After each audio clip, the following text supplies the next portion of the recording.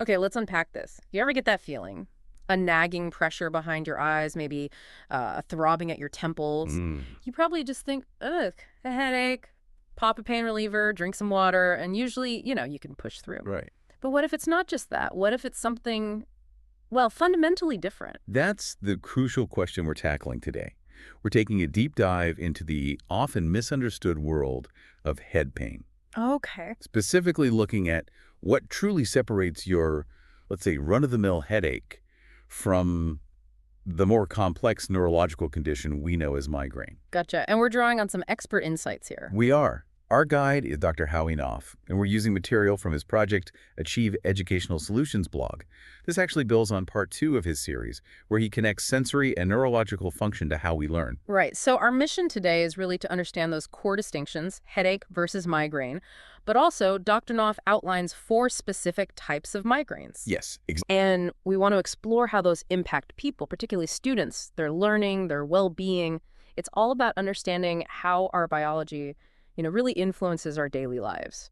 and Dr. Knopf's background is quite relevant here. He works as an expert witness in special education cases. Ah, okay. So his work really demands a deep understanding of these biological factors that underpin learning and behavior, without him actually making medical diagnoses in that context, of course. Right. It's about understanding the impact. Precisely. The biological realities affecting a student's education. Okay, so let's dive right in.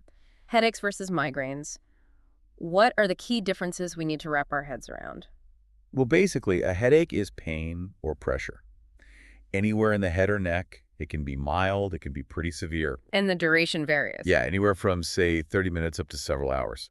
And Dr. Knopf mentions they can be triggered by all sorts of things. Right.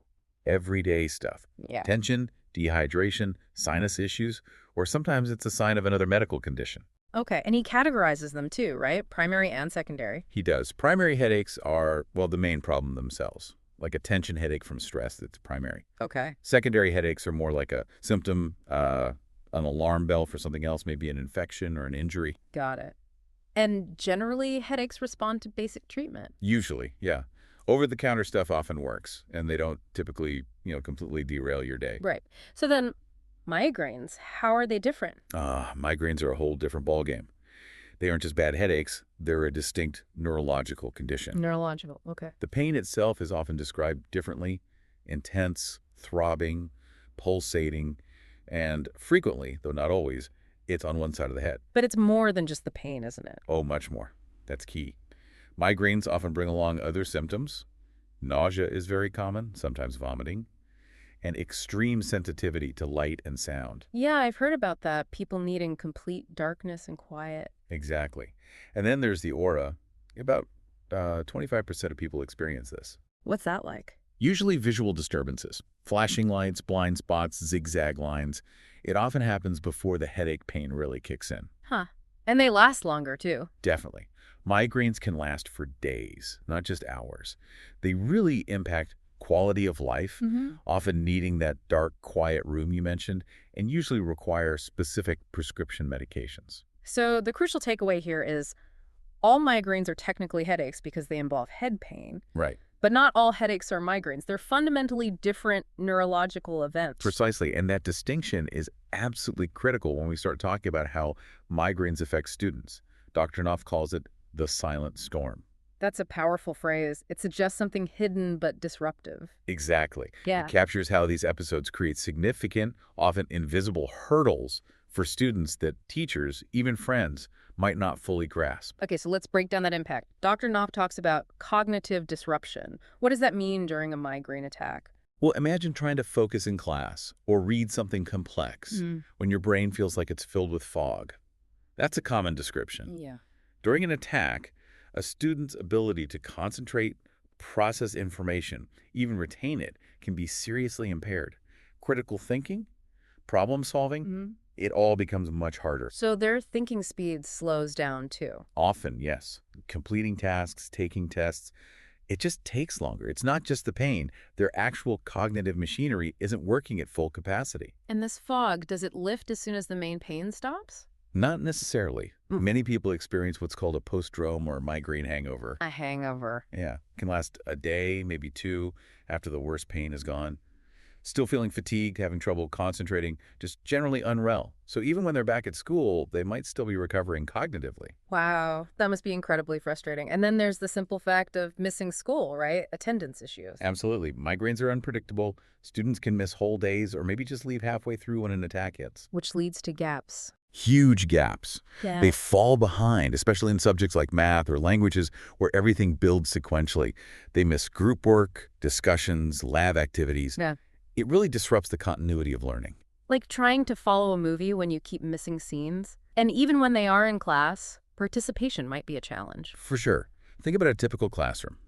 Fluorescent lights, often a trigger or aggravator. Right. Normal classroom noise levels can be overwhelming. Screen time for assignments, problematic.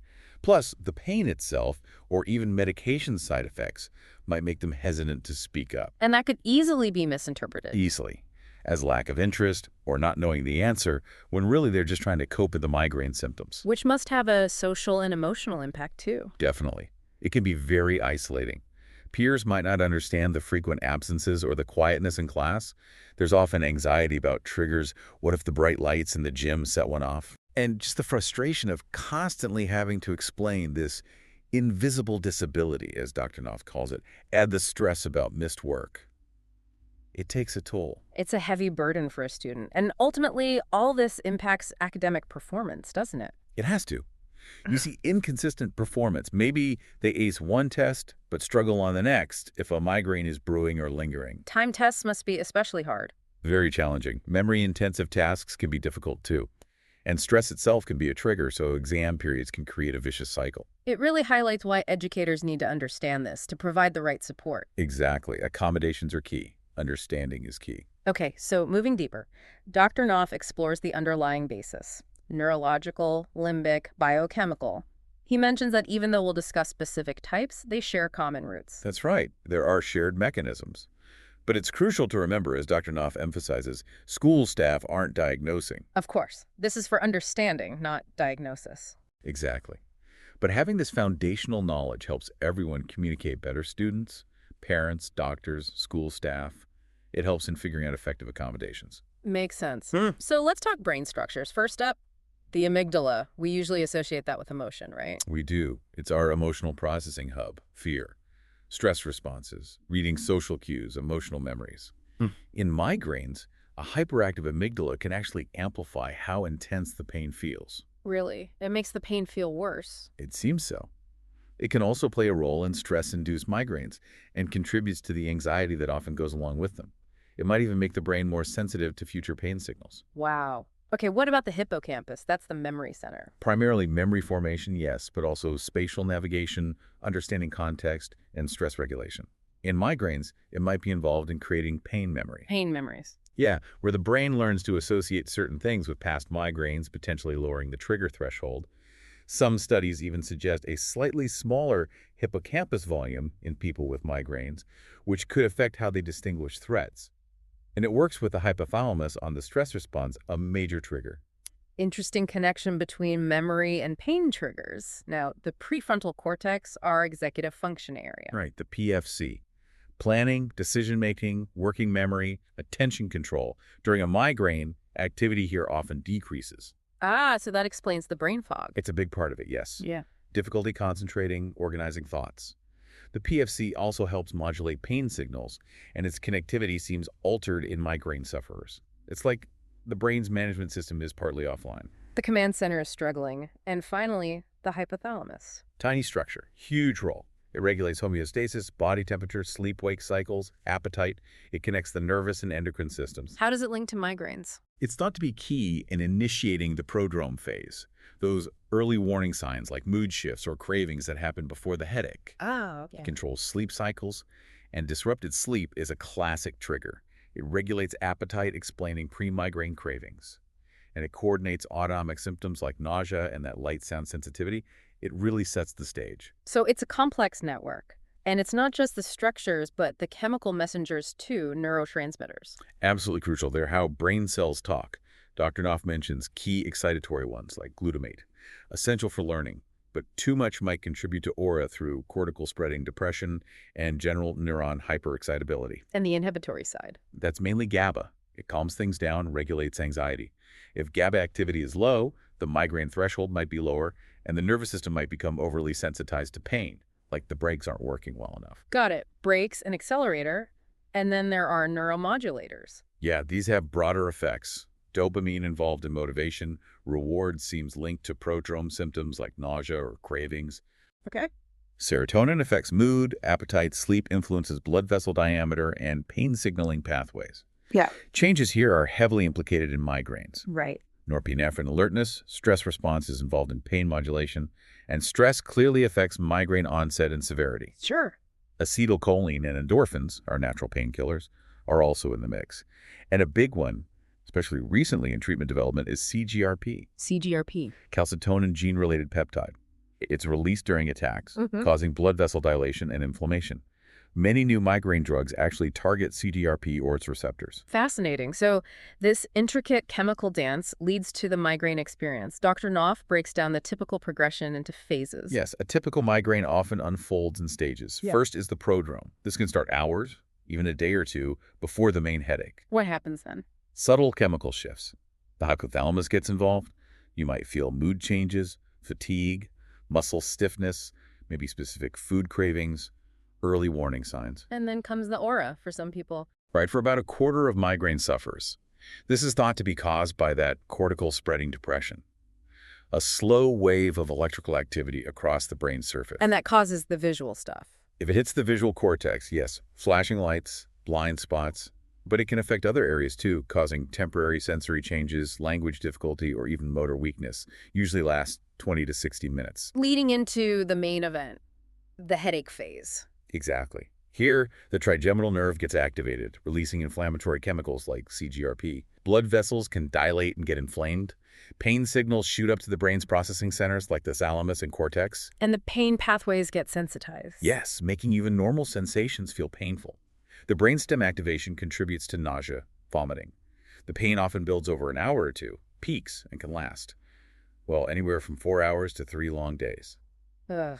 And even when the worst pain fades, it's not quite over. There's the postdrome. Correct. The brain is recovering, returning to baseline, but it's still vulnerable.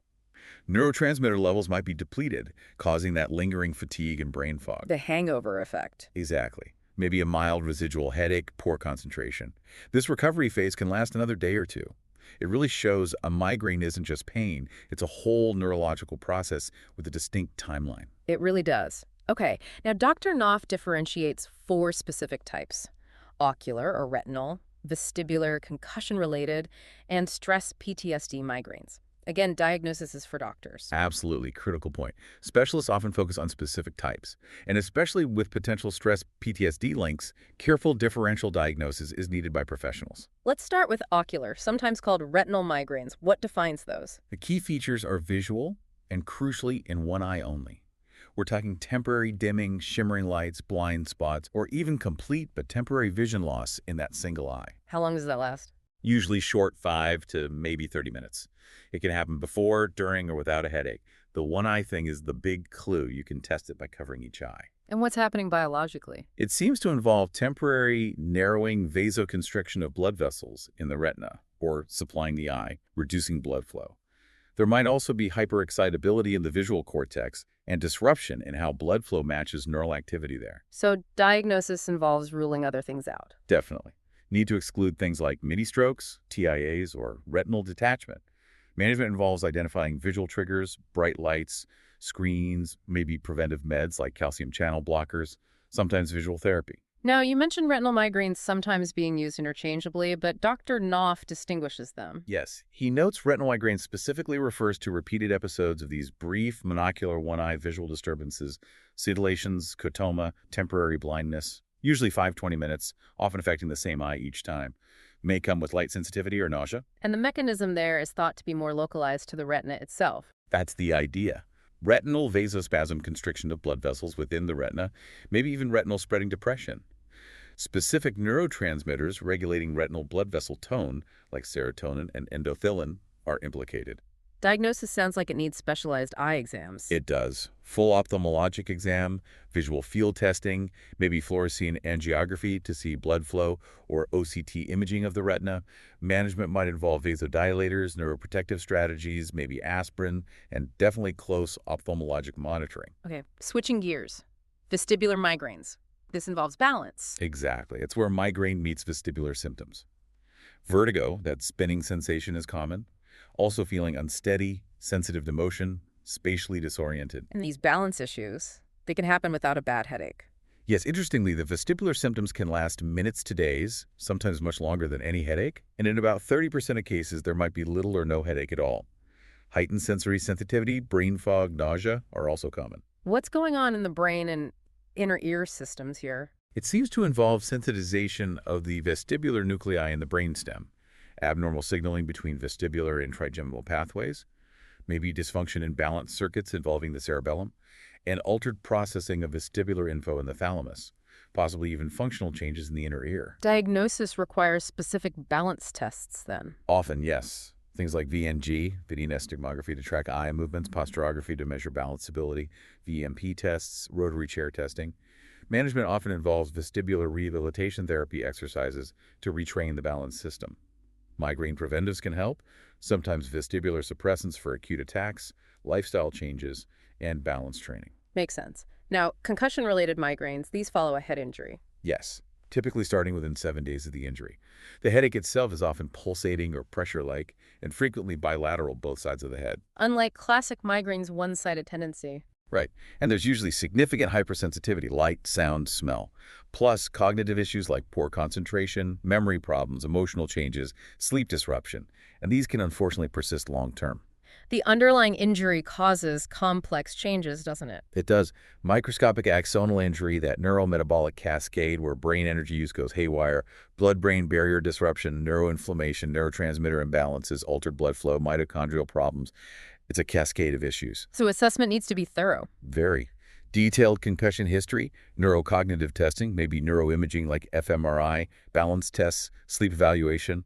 Management is multifaceted, supporting brain recovery, graded return to activity, possibly neuromodulation, cognitive rehab, specific meds, autonomic regulation techniques, sleep optimization, vestibular therapy if needed. Okay, lastly, stress or PTSD-related migraines. The mind-body connection seems really strong here. Absolutely. These are often triggered by trauma reminders or high stress. People might experience hyperarousal, being jumpy, overly aware, or autonomic signs like racing heart. Dissociation can occur too. And they often come with other issues. Yes, high rates of anxiety, depression, sleep disorders. They also tend to be more likely to become chronic and sometimes respond less well to standard migraine treatments. What are the biological links in these cases? It involves patterns like amygdala hyperactivity, reduced prefrontal cortex control, HPA axis, stress system, dysregulation, altered pain modulation pathways, autonomic imbalance favoring fight or flight, distinct inflammation patterns, changes in key neurotransmitters like serotonin and norepinephrine, and even potential epigenetic changes due to trauma. So diagnosis and treatment need to address both the trauma stress and the migraine. Exactly. A trauma history is crucial. Assessment looks at headache triggers, autonomic symptoms, sleep, mood. Treatment often combines trauma-focused therapy, like EMDR or CBT, autonomic regulation, like HRV biofeedback, specific medications, like SNRIs, mindfulness sleep strategies, body-based therapies, and possibly neuromodulation targeting relevant brain circuits. It's clear that managing these different types really needs a tailored approach, looking at the specific pathways involved. Definitely. Dr. Knopf summarizes this with an integrative framework. It starts with personalized assessment, really understanding the specific migraine type and triggers. Okay. Then neurological regulations, things like targeted neurofeedback or specific therapies like visual or vestibular rehab. Then limbic retraining stress reduction, mindfulness, trauma-informed approaches where needed, CVT. And finally, the biochemistry. Right. Biochemical optimization, looking at nutrition, inflammation, targeted supplements, hormonal balance, reducing oxidative stress, supporting mitochondria. It's about addressing the whole picture. So wrapping up, we've really dug into the difference between headaches and migraines, explored the significant impact migraines, especially on students, and looked closely at 4 specific types: ocular, retinal, vestibular, concussion-related, and PTSD-related, each with its own story. Yeah, the key is understanding these aren't just headaches. They are complex neurological conditions with distinct features and impacts. And while medical diagnosis is paramount, this deeper understanding helps everyone involved, educators, parents, individuals themselves, navigate these challenges more effectively. It really underscores the need for informed support and accommodations in schools and workplaces. It does. And it leads to a final thought maybe for you listening. How often might we overlook the profound impact of these invisible neurological conditions on someone's experience, their potential? Yeah, it makes you think about the importance of empathy, doesn't it? And seeking informed understanding, not just making assumptions in our community. Exactly. A little understanding can go a very long way.